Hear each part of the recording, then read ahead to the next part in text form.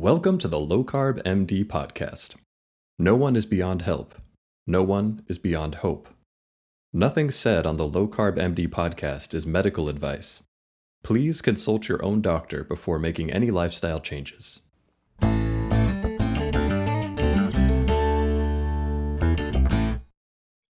Hello and welcome back to the Low Carb MD Podcast. Gosh, Tro, it seems like it's been so long. Tro's been having to weather the storm for me a couple of times. Life's been a little bit nuts, so it's good.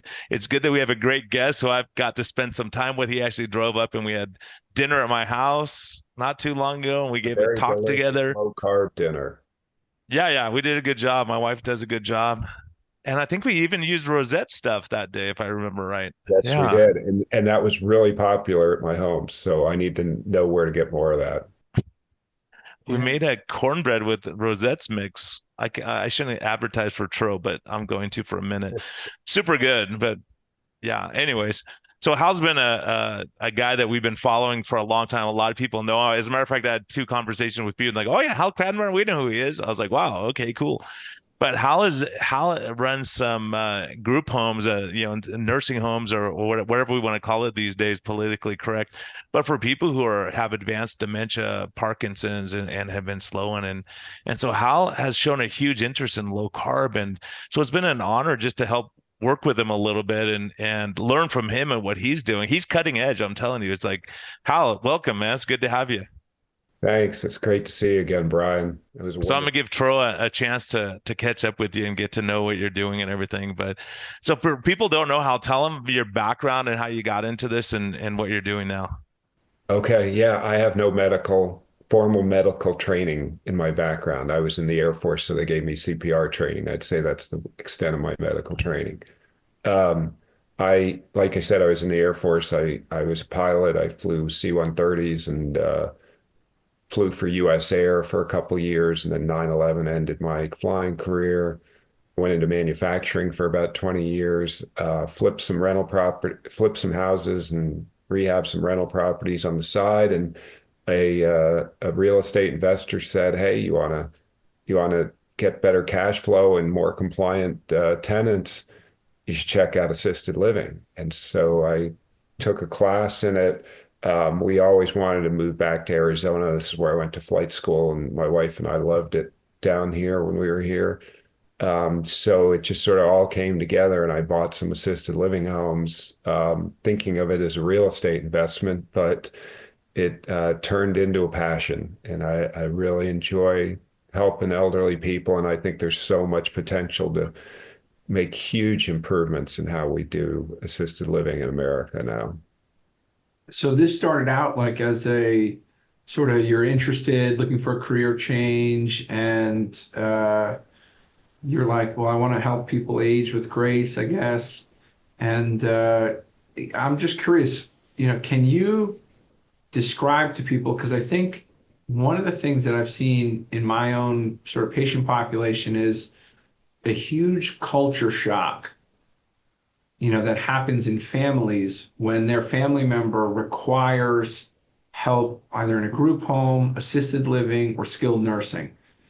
When patients first, get exposed to this, it's like people come back and tell me, I cannot believe what I just saw, right? I cannot believe what I saw in that assisted living. I cannot believe what I saw in the skilled nursing. I mean, can you give an idea to the person who's listening to this who may have never walked into an assisted living facility, sort of the lay of the land, because I don't think they know what it's like. And I'm sure you've been and seen tons of assisted livings and skilled nursing and rehab centers, and I'm sure you've seen really terrible things like I have. So maybe just give, not in your own homes, obviously, that's not what I'm talking about. I've seen some bad things in my own homes. I mean, it's kind of a little of the nature of the business, and I want to be transparent here. It's not all unicorns and rainbows in my home. This is a tough business. Yeah, I agree with you. It is a culture shock, and I tell people, if you haven't done it before, go to an assisted living home, regardless of your age or a nursing facility or something, see what it's like. And it's like those kids in high school that you take to prisons to scare them straight and keep them away from a life of crime. Well, hopefully it'll convince you to, hey, take care of your health so you don't ever have to go into one of these places. It's not all doom and gloom. I want to say the people I've met in this industry are insanely caring and wonderful people. It's just a really tough business, so it's very easy for things to go downhill fast. I've met people. I mean, imagine every Saturday night, being up at 3 in the morning and changing 2 or 3 diapers of people who are incontinent over and over again every week, and doing it on Christmas Eve and doing it on New Year's Eve and, Easter Sunday. Oh, it's not like the one time, oh, poor me, I had to go over to my mom's house to do it. It's every week, every Friday night. So, that wears on people, and it's a very tough profession. The costs are very high, 24/7 care, even if you paid someone minimum wage, which is kind of unheard of in these industry these days. You're the hours add up extremely quickly. So, you're looking at thousands and thousands of dollars a month to pay for it. Um, there's just like every medical center, there's mistakes. Many people in assisted living are on an insane amount of medications. Their journey to assisted living isn't I'm fine one day and the next I have to go to assisted living. They fall and break something, or they have dementia, and the family realizes they can't be left alone and have to have someone watch them. So initially they go to, a doctor, then they may go to a hospital, then they may go to a rehab, and then the rehab says, now you got to go to assisted living. So every step along that journey is a different doctor, a different care staff who's prescribing new medications, not wanting to step on the toes of the previous doctor. And so, the medications just start piling up. And so when they come to assisted living, there's a ton. And now multiply that times, I have 10 people in my home. And then the caregivers have to keep track of all 10. And are we giving them the right medications?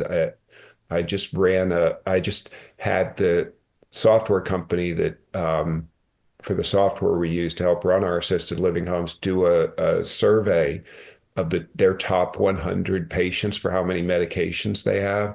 And the average amount of medications for the top 100 was 48. And there was a guy in their database that was taking 91 medications a day. Now, imagine trying to keep track of that. And you've got incontinence, and you've got people wandering, and you've got aggressive behavior. You get full up, you get task saturated, and it's very hard to provide wonderful individualized care without making it an astronomical amount of money. There's also a nationwide caregiver shortage. And so, finding good caregivers is very hard. I have a lot of people tell me, well, I hired this caregiver in our home, and every time I come to check out on how mom's doing, the caregiver's sitting on the couch scrolling through their phone, or a caregiver will quit after a week because, wow, I didn't realize how hard this was, or, so it's finding good caregivers, keeping them and scheduling them for 24/7, because, caregiver A wants Monday, Wednesday, Friday, and caregiver B doesn't want to work the weekends. And, so it just, there's a whole lot of moving parts to it. So, yes, it's some awful things you see in assisted living, but you have to step back and go, the reason it's so tough is because it is just the nature of the business is really tough. Yeah, and people are really sick, and they're, agitated. They may not be with it, all the time. Way on uh, what do we call it, Dro, when they get crazy at night? sundowners, like people don't know the time of day and they're up all night and all that. And for me, that's why when I met you, Hal, I was like, wow, there's a guy who really cares. Because I'm telling you, I was probably 5 years into practice and I was rounding in nursing homes and I would see other doctors and they didn't even see the patient. They would get there and get the charts. How's this patient doing? They would just talk to the nurse, write their note, bill Medicare and leave. And they would round on 20 people in, less than an hour. And it was just about the money. And you go, they don't care at all. So I was like, you know what? And I would just go in there and I would be depressed when I left because I would see people just staring at the wall with no hope of improvement. They have spilled food on their shirt and, they're just not taken well care of. And then when I met you saying, hey, how do I make people better? Hey, Brian, what can we do to get people back home again? And it's amazing. Like if anyone's listening, go listen to both episodes we did on life's best medicine because it was eye-opening for me. Because for me, I'm thinking, well, if you're running a group home or a skilled nursing facility or assisted living, wouldn't it be better to have those people there forever and never go back home? But and the other thing is, and Hal corrected me on that. And also the other thing is the lowest thing on the budget. These guys say, well, what's the cheapest way we could feed all these people? If we've got 50 people in a home, how do we like macaroni and cheese is pretty dang cheap. And so is like milkshakes and things like that. So what Hal's doing is revolutionary. So Hal, tell people what you're doing from a nutrition standpoint alone. Yeah, so I've hired a health coach. She's not a certified nutritionist, but she knows a ton about nutrition. And she came in, ripped apart our pantries. We threw a ton of stuff away, and set up low carb meals. I followed Dr. Dale Bredesen for a long time when I was getting into this because I was just, I hate to say it, but I was using Dr. Google for a lot of advice and finding out, well, what are people doing about dementia and everything? I just can't believe well, we just manage them until they die. People have got to be trying to reverse it. So I found Dr. Dale Bredesen. I saw that he really recommended a low carb diet and he was having a lot of success mitigating or even reversing a lot of symptoms. So I'm like, well, that's what we're going to do. Then I got into my own fitness. I found a new piece of exercise equipment and the inventor of it highly recommended a carnivore diet. So I'm like, well, I'm going to try that on my own before I give it to my assisted living house because that's a really tough sell to people who've been eating standard American diets for 80 years. And I felt amazing on the carnivore diet. So I just thought, okay, well, I'm going to offer that as well. But if people don't want to do it, my health coach is very good at making meals that are look like standard American diet meals, but they're got different ingredients in it. So it keeps it very low carb and no sugar. To try, high in protein because elderly people, as you guys probably know, really need a lot of protein and don't get a lot of protein. We push water and hydration and electrolytes as much as we can. And, I'm just following what Brian recommended and what I find from other people in our network and people who are very interested. I have a very good mobile doctor who's very enthusiastic about de-prescribing medications with us. So we all kind of work as a team to try to make our residents as healthy as we can. And even if they don't go home, they can enjoy a better quality of life if they can start walking again, if they're not so incontinent, if their blood sugars are way down, that they can go out with their family. They can go home for the weekend. They can spend the holidays with their family. They don't have to just sit in our place and get cabin fever all the time. I'm curious, how do the sort of the patient's families respond when you say, hey, there's this dietary approach available in this home, or do they have a choice? Do they have an option, or is it, how does that work? What happens if a family member doesn't want that low carb sort of diet? I'm just curious, is there any pushback on the dietary preferences? And a lot of times I know these patients with dementia, they really have sweet cravings so how does that all work? Yes, they definitely have sweet cravings. So when I started this, it was a bit of a tougher sell. And I had some families who were very enthusiastic about doing it, so we started with them. I still have some families who are not interested in it at all, and I gotta, pay my caregivers and pay the mortgage. So I don't just say you either do the diet or you leave kind of thing. So we accommodate them. We try to do low carb meals and we'll add stuff to them. I mean, low carb meals can be steak and burgers and chicken and fish and some cruciferous vegetables on the side. So it's not like wildly different than a normal meal, but then we'll add, a sweet potato on the side, or we'll give them bananas and apples if they want, or they can have cereal for breakfast or something like that if the family wants that. Increasingly, I'm getting, thanks to podcasts like you guys and other advertising I'm doing, I'm getting more and more people wanting to move into my facility because I give them the low carb diet. And so we're making that transition over. As for the people with sweets, my health coach recommends a bunch of sort of artificial sweeteners, stevia, allulose, monk fruit, things like that, that we can give them in smaller proportions. We substitute, we put a lot of fat in their meals to help fill them up.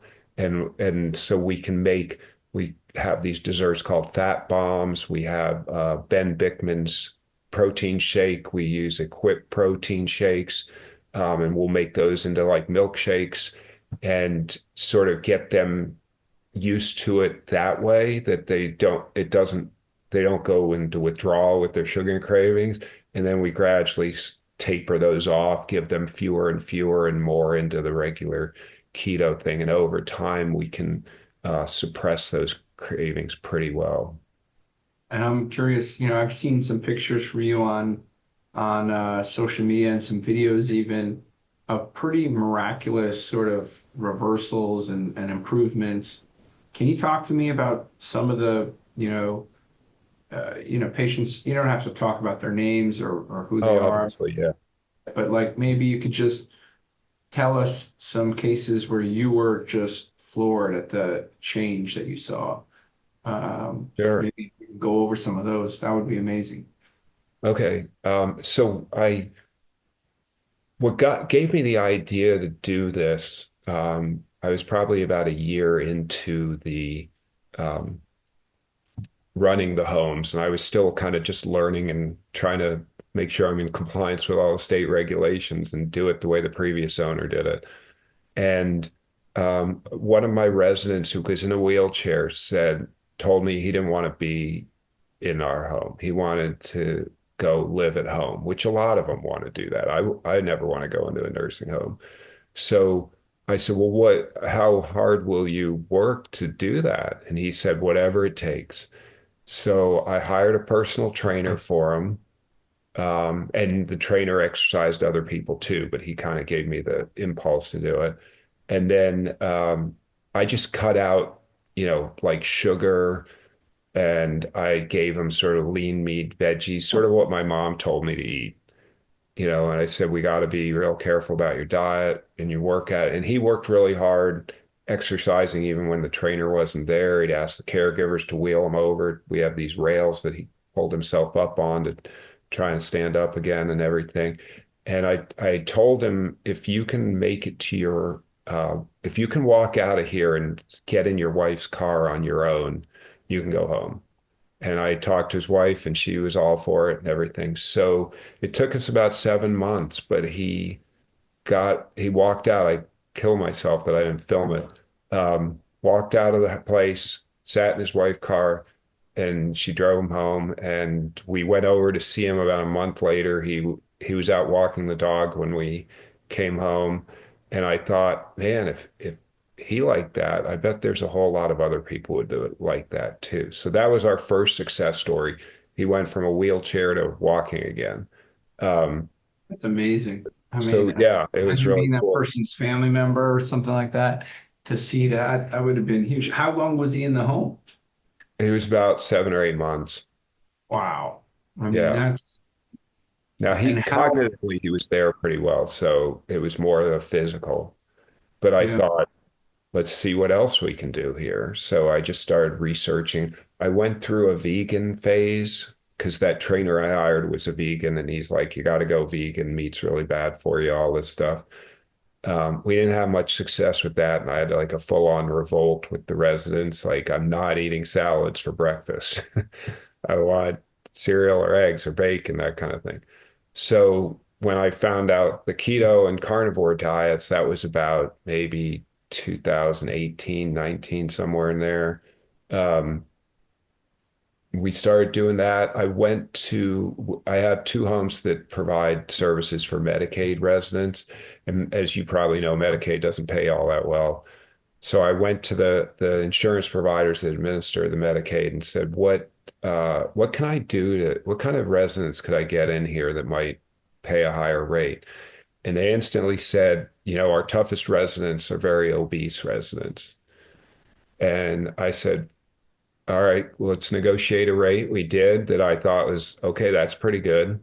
And then we got our first obese resident in. She weighed 550 pounds. I hired um, a virtual sort of trainer slash nutritionist specifically for her because the rate they gave me would allow me to do that. And so we had weekly Zoom calls. He set her a meal plan that was a very carnivore heavy meal plan. It was alternating days of 2 meals one day, one meal every other day. Sort of you go 2-1, 2-1 throughout the week. We did some fasting. She got up to a 48-hour fast. We had her exercising a whole lot. The physical therapist from the place she came at, and she was at a skilled nursing facility for 9 years before coming to us and had hardly lost any weight. But the physical therapist there was very enthusiastic. So he came over on his own dime and would come and exercise with her and help her. And this other guy that I had virtually was giving her exercises to do. She lost 230 pounds in 9 months. Wow. And she moved out of our place and went to independent living. Yeah. So it was quite a transformation. So you lost the Now I customer. want to say we did use a little Ozempic for a little while and then took her off that, but I think the vast majority of it was through the diet and the exercise and fasting and things like that.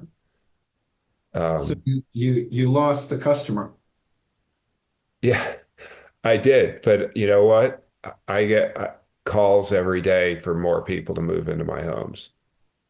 What's better? Having the same customers for a long time. And if you feed them peanut butter and jelly and ramen and macaroni and cheese, you're going to lose a customer in another way. It's a whole lot better when they walk out of your place than get rolled out of your place. Yeah. We lose customers all the time. So I'd much rather lose it this way where they can still write a review of my place, than unable to write a review. Let's put it that way. So can you walk me through, assisted living, just for the listener who may not even understand? It's usually somebody who could, do some of their daily activities, right? Versus a skilled nursing, which is, maybe requires a little bit more help. Can you give the listener an idea of sort of who is the type of patient that would be in independent living? Who's the type of person who would go to assisted living? And who's the type of person that would go to skilled nursing, or long-term sort of care? Can you walk us Sure. through that transition and sort of how your facility interacts between, the two ends? Sure. And there's not a set definition of you meet this criteria, you should move into assisted living. It's a little fluid of what people think they want. So I don't want to make this like hard and fast rules. I'd say the only hard and fast rules are people who move into hospice, and Medicare has specific criteria people need to meet to be qualified for hospice care. So other than that, it's kind of gray between independent living, assisted living, and skilled nursing. But that being said, people move into independent living when they're perfectly healthy. There's a lot of these communities called, I think, CCRC. I can't remember what it stands for, but it's one community that covers all of those things. So you move into independent living when you're, retired, a little older, and as your health declines, then you move into assisted, and then skilled nursing or hospice, memory care, hospice care, things like that, all in the same campus. So they feel like, I know everything's taken care of. The doctors and my family will just be able to move me over to another part of the campus. But there's also a lot of separate ones like me with my separate assisted living. Independent living could be a 55 plus community. But I'd say if independent living would be, you can administer a lot of your medications on your own. From being totally healthy to, okay, I can handle my medications pretty well on my own. I just might need a reminder here and there, or, maybe I need to take insulin and I'm not really into giving myself shots, things like that. They might move in there. Maybe some very slight memory issues, but I'd say once you sort of need 24/7 care, that's where you start thinking about assisted living. Like at any time, mom could, turn on the stove on her own and forget to turn it off, or mom's been wandering out of the house. I don't mean to pick on moms, it could be dads, and none of us are living there, that could happen at any time. They could wake up to need to go to the bathroom in the middle of the night and end up down the street or in the pool or something like that. That's a good indication that they need assisted living. It's like you said, assistance with what we call activities of daily living, bathing, cooking, hygiene in general, activities, things like that. You're not able to drive anymore.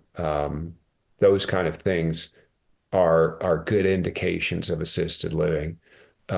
Moving from the big criteria I tell people to move to like memory care or skilled nursing is, for me, is that they're combative. I worry about, I mean, my caregivers are my family now, and definitely, I don't have caregivers, I don't have a business.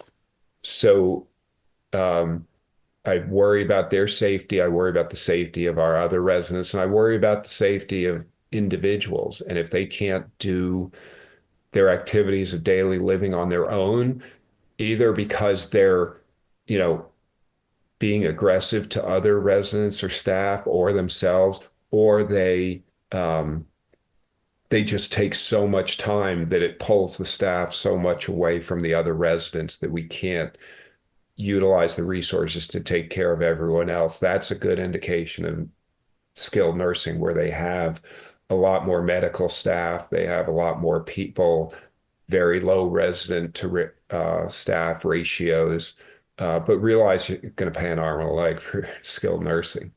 And then memory care, obviously, again, I think people put people in memory care way too early when they could still be in assisted living. I have a lot of people with dementia and memory issues in my homes, and they function just fine. Obviously they need to be reminded of stuff. They're incontinent a lot of times. Maybe they need some help feeding themselves. But overall, if they're pleasant and can sort of function on a day-to-day basis, especially if they're ambulatory and everything, then it's usually okay. And I even have bedbound people in my homes.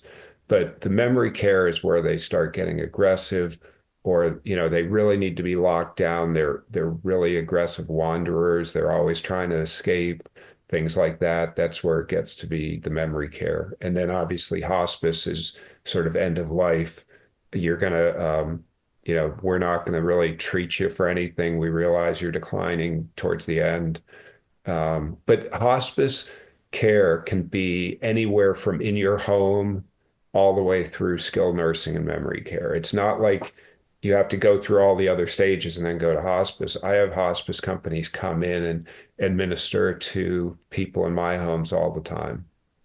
Yeah, so I'm just thinking out loud. We talked about two cases, one of which patient came in, was there 8 months, and was sort of cognitively well, and really the physical, status improved. You talked about another case where somebody came in with really severe obesity, and through diet and drugs and a supportive environment, you helped them lose a lot of weight. Have you seen anything on the cognition front? I think there's a lot of people out there that have family members who have cognitive issues, and it's really they're without hope, and sometimes they see on the news that the Alzheimer's research was a big fraud, and they see that the antibodies that they have against the targets that they made, these billion-dollar drugs, were all based on shams, and they hear from others where it's a slow, sort of torturous decline. So, but we know the impact of exercise on sort of dementia and cognitive improvement. We know the impact of diet on dementia and cognitive improvement, certain medication adjustments that can help, particularly around deprescribing psychoactive substances that cause lethargy, or even like antihistamines that can worsen sort of dementia. What, so when you're dealing with that patient with dementia, can you offer us some hope? Can you tell me about maybe a patient you've seen, or a case that you've seen in your facility where maybe, even a modest cognitive improvement would be news to everybody listening? I definitely can. And I'm sorry, we kind of went off the subject of success stories, so we'll get back on that. Yeah, we'll go back. Yeah. My biggest success story, I had a lady move into our home that we gave her the slums test when she moved in. I don't know if you know, or the listeners know, but it's the St. Louis University Mental Status Test, I think is what slums stands for. And she scored a 15 out of 30 on it. So just to level set. That's a big deal. Yeah. It's 20, below 20, you have dementia. 20 to 26, I think it is, you have mild cognitive improvement or mild cognitive decline. And then 27 through 30, you're like you and me, we're, normal brain function. So she scored a 15. She was overweight. She walked with a cane. She had tremors in her hands. And she was just really confused. So when I get someone with dementia who really wants to work at it, I work with a company called Mind for All Seasons. They're sort of a consulting company that are they do a lot of stuff in the Bredesen protocol, but they add their own stuff to it, and they call it the enhanced protocol. And we take a whole lot of their labs. We take the resident and get a bunch of labs, and they write a report of this is what we need to do to help them. Because dementia, according to Dr. Bredesen and a lot of other people, there's like 35 to 40 inputs and insults that contribute to dementia. And you don't have to have all of those. You can have 18 of them or 5 of them or whatever, but it's causing the dementia.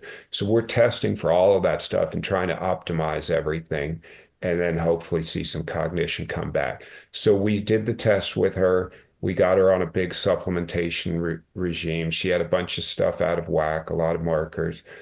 We put her on initially a ketogenic diet. She and I got in an argument because I was like, why don't we try the carnivore diet? And she's like, I'm not just eating meat. By the time she left, she was just eating meat. And in fact, for her birthday, right before we left, we got her a nice big ribeye and stuck a candle in it. So she did the supplements. She worked really hard exercising. We got her hyperbaric oxygen therapy. We did red light therapy. She did saunas. She did some cold showers. And when she left, her cognitive test was a 26. And she's living on her own in Seattle. And we're trying to figure out a way to get her to move down here and help volunteer or work in my business to help others. So real success story. She also lost 30 pounds. The tremors in her hand went away. and she no longer walks with a cane. In fact, when she left, I got a video of her throwing her cane away outside our front door. So she was like my superstar success story and proved it can happen. Um, I've got other ones. I have a lady who came in and we did a MOCA test on her, the Montreal Cognitive Assessment. It's similar scoring as the slums. She scored a 13 when she first came to us. The latest test we did a couple months ago, she scored an 18. She's starting to remember things like she said to me a couple months ago, "Hey, aren't we supposed to change our clocks over for the time zone?" She came to us from Texas, so Arizona doesn't change its clocks over. But the fact that she knew it was time to do that was impressive. And you know, I do a therapy with them now called exercise with oxygen therapy. There's a company called Live O2 that makes this machine. It's two oxygen concentrators and two big bags that hold one bag holds 85% oxygen, one holds 14% oxygen to simulate like high altitude breathing. And we put them on a recumbent bike, stationary bike, and have them pedal the bike with a mask on. And we give them a whole bunch of 85% oxygen. We measure their oxygen level with a pulse oximeter to sort of saturate their body. Then we flip it over to the 14%, have them breathe on that till their oxygen level goes down between 92 and 85%. Because when your body, as it was explained to me, when you're deprived of oxygen, A, your heart starts beating faster, and B, all your blood vessels start dilating. So it's trying to use what oxygen it can get as efficiently as possible. Well, then after they've done that and their oxygen level's gone down into the high 80s, low 90s, we flip it over back to 85% oxygen. Now they have all these dilated vessels. They have this heart pumping oxygen as hard as it can, and it pushes it into solution much better into their plasma and blood. We're seeing people their energy levels go way up, their appetites go way up, which in elderly is a big problem because elderly are not very hungry ever. And they sleep much better, as well as cognitive improvements too. We do a lot of memory games. I buy elementary school math books and things like that. We have them do math problems. I have them do puzzles, all the try and memory games to try to work out their brains as well as their bodies. And we do see improvement. We're also getting more and more people interested in what I'm doing. I just had a nonprofit call me and offer to donate a hyperbaric oxygen chamber to my homes. So we may try to put one of those in. The trouble is the Department of Health will not allow me right now to do that. So I'm working through that bureaucracy to try and get approval to do it. I've got a local IV center that's giving NAD injections to a guy who has Parkinson's, and we're seeing improvement with that. So as long as it doesn't have potential for bad side effects, I'm willing to try it. And obviously we get permission from all the families and, but it's kind of like they're in here, they've got dementia. What do we got to lose? There's no downside to doing this. The worst thing that these treatments do is nothing. So why not try it? Yeah, I mean, I completely understand. It's sort of like your back's against the wall. Why not give it a shot? I completely agree. And the other side of me is, sort of all the red tape that you have to sort of go through. And I know that you're probably very diligent with all that red tape because there's a lot, it's a vulnerable population. And,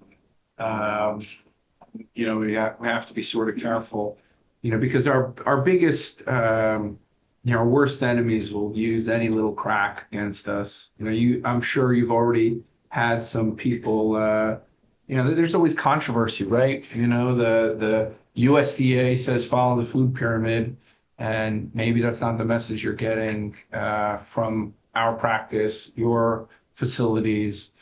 Yeah. So it always makes me think, just we have to be, unfortunately, we have to be so above board. And I could tell you're above board. You do everything, you're talking with the state and all that.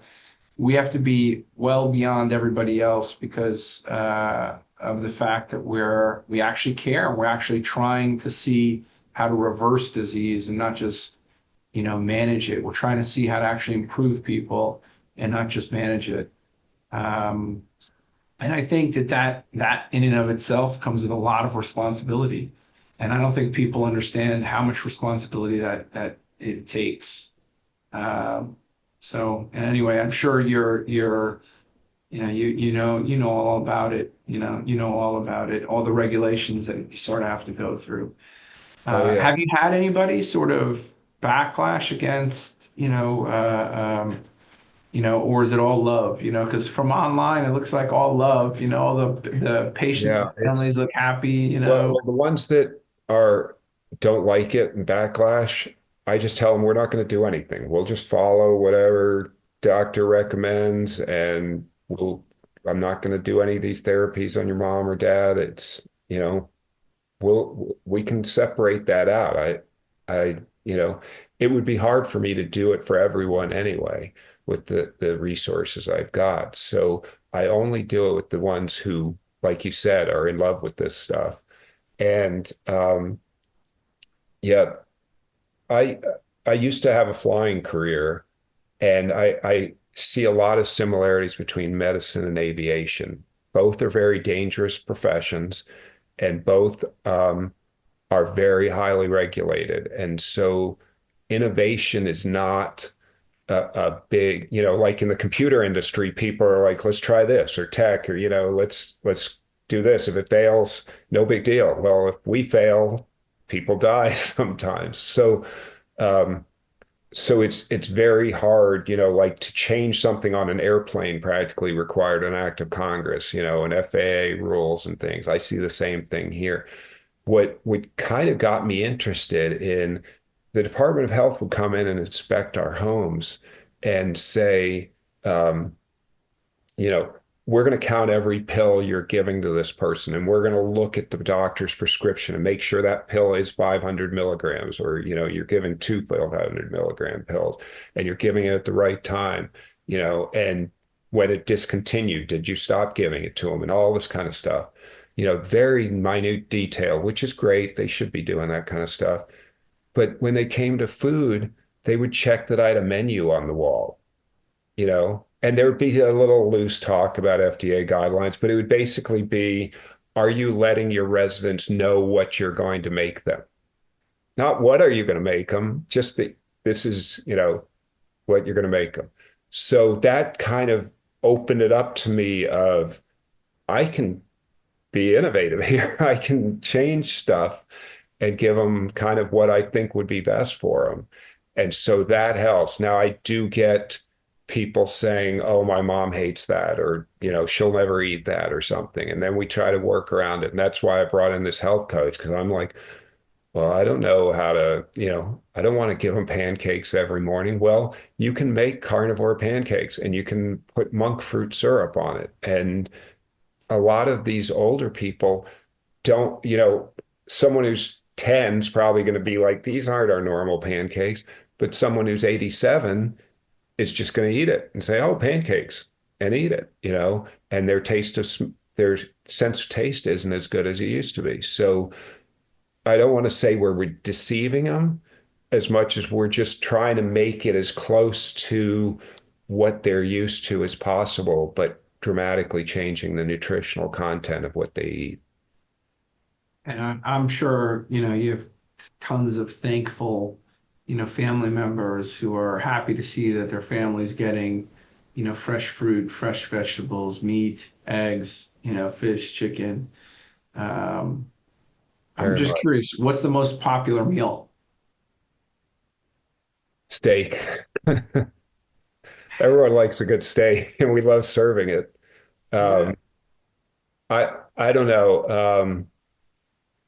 I think one of my biggest problems is they're getting tired of eggs for breakfast because we serve a ton of eggs, which is killing me with the egg prices these days.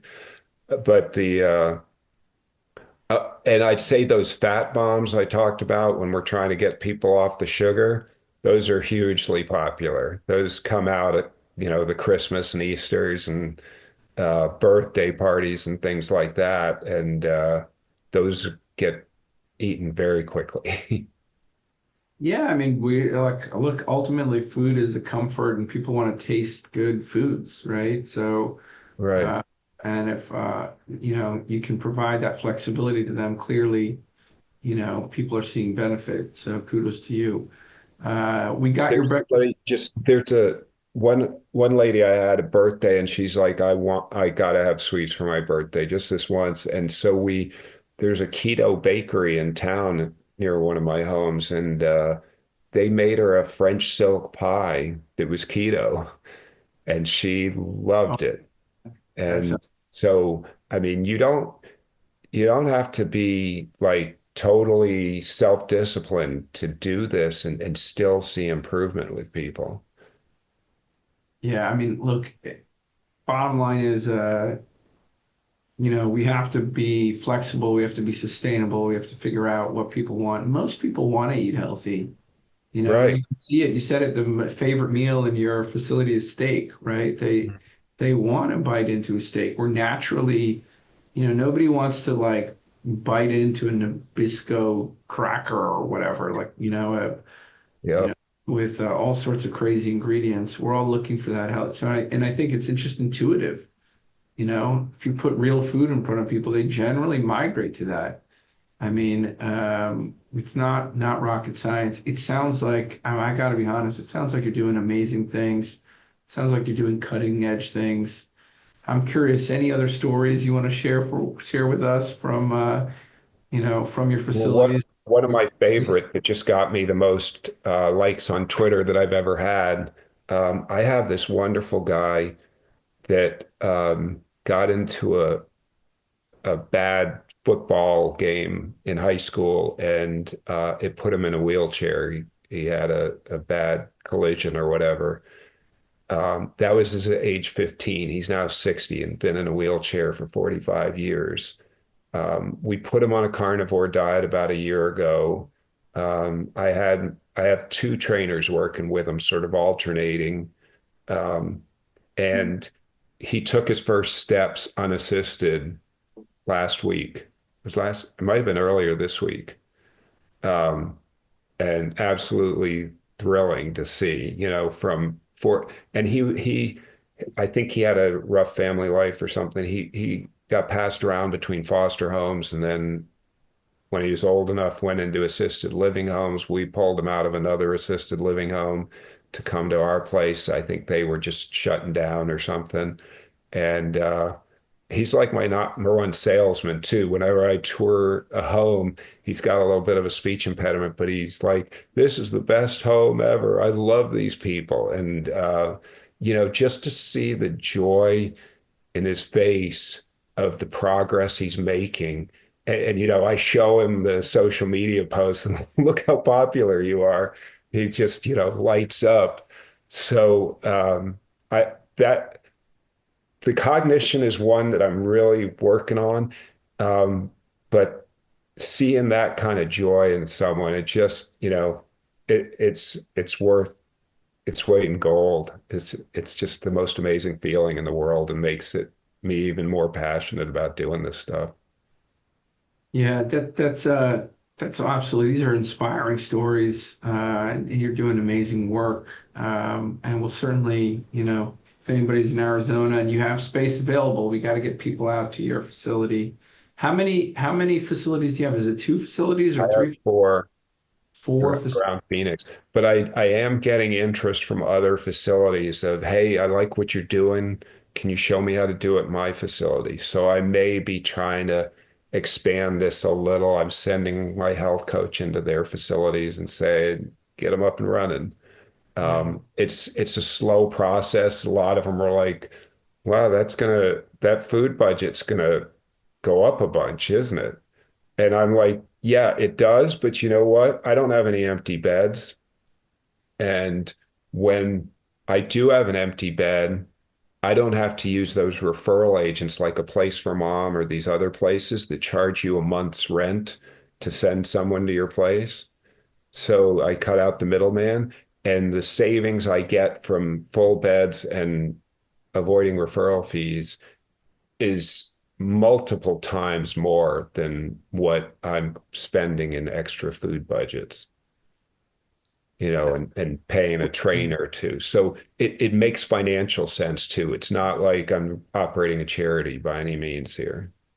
Yeah, I mean, look, bottom line, I think it's absolutely amazing what you're doing. I know the Petersons have had, sort of recognized your facility, and a lot of people are sort of waking up to see that, that people actually deserve help. We need to literally pick people up, out of the gutter, help them, and actually see them and demonstrate results.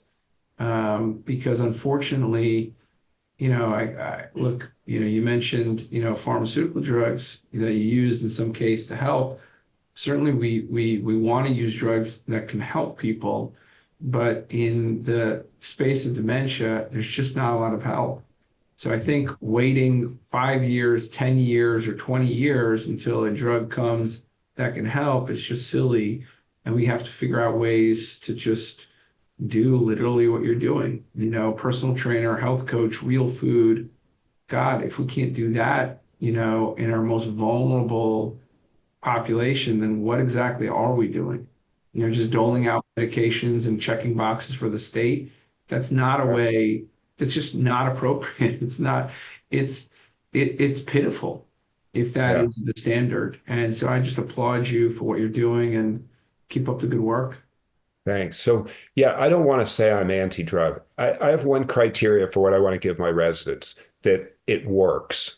If there's a drug that works, by all means, give it to them. Putting a pill in your mouth is the easiest way to fix something if it works. So it's a question of, we need to find out what works and what therapy works. And I'll tell you the thing that works the best for dementia and Alzheimer's and any kind of cognitive decline is take care of yourself as early as you possibly can. Dementia and Alzheimer's, I've seen lots of studies showing it really starts in your 30s and 40s. We're getting more and more cases of people with early onset dementia that are having dementia in their 40s and 50s. So, that's just the symptoms exposing themselves and becoming manifest. Your body's working on that dementia diagnosis very early on. So, and if you can eat healthy, you exercise a lot, you get plenty of sunshine, you get really good sleep, you don't get yourself stressed out too much, your chances of dementia decline dramatically. And so what we need to gear people up to is prevention much more than having great facilities, like mine or whatever, but that can take care of you once you have dementia. We want you to never have dementia in the first place.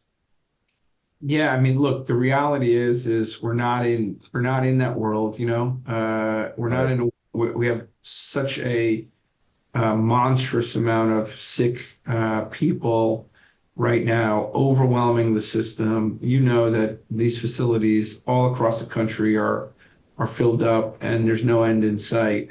So we absolutely need prevention. And I think there's a big awakening happening right now. It'll probably keep happening as we bring sort of chronic disease into the mainstream, talking about this in a meaningful way.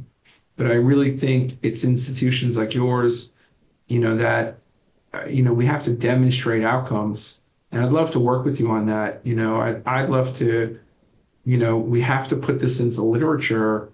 I shared with you our paper that we published not too long ago, last week, showing, an improvement over 1 year.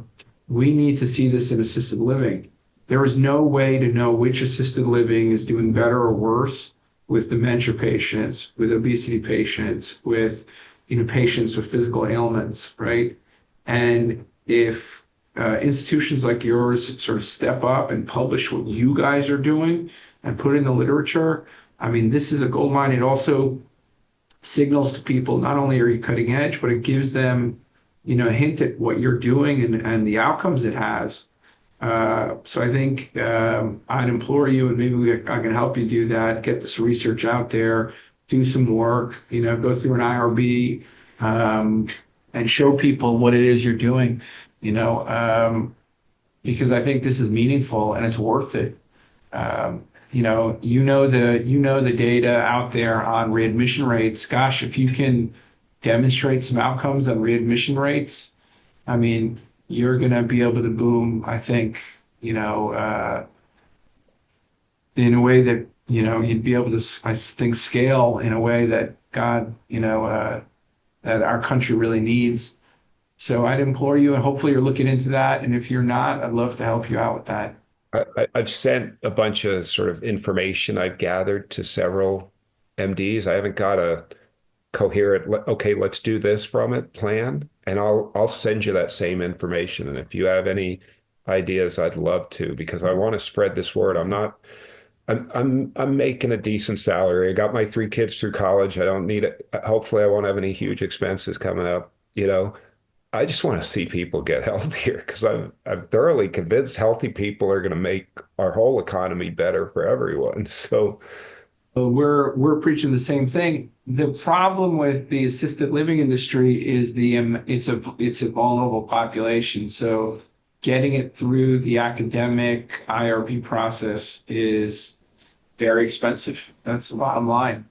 So hopefully we gotta work with big systems that are willing to take that risk with us, to show some outcomes. I would go to the local hospital system that's getting dinged for, readmissions, and there's your ally. They're not getting paid, right? If your people are ending up in that hospital, they're not getting paid. So there's your first ally, working with their IRB, meaning, talking to their sort of CFO or CMO and saying, we need your researchers to get us, in a way where we could track this, monitor this, follow this. They'll pay for the research because it's them. I'll give it a try. That's my advice, but I'm happy to help with that. So all right, then let's talk offline, because I'd love to do that. And the nice thing about assisted living, yes, it's a vulnerable population, but there are advantages. Like a lot of epidemiological studies basically have food questionnaires of, what did you eat last week? Well, I don't know what I ate last. I mean, I know what I ate last week because it's the same practically every day, but most people don't. So, with assisted living, we track all their ADLs, we track all their medications. It would be simple to add, okay, what did they eat each day? And what differences did we see based on there? And it would be a very precise, documented data collection effort. Yeah, absolutely. Listen, Hal, thank you so much for coming on. Keep doing the great work you're doing. I'm happy to help. We'll put all the info in the show notes, and keep up the good work. Likewise, Troy, I love what you're doing. I love following you on social media. Thank you so much for inviting me. I feel really honored to be on this. If you enjoy the show, please consider supporting us on Patreon by going to lowcarbmd.com.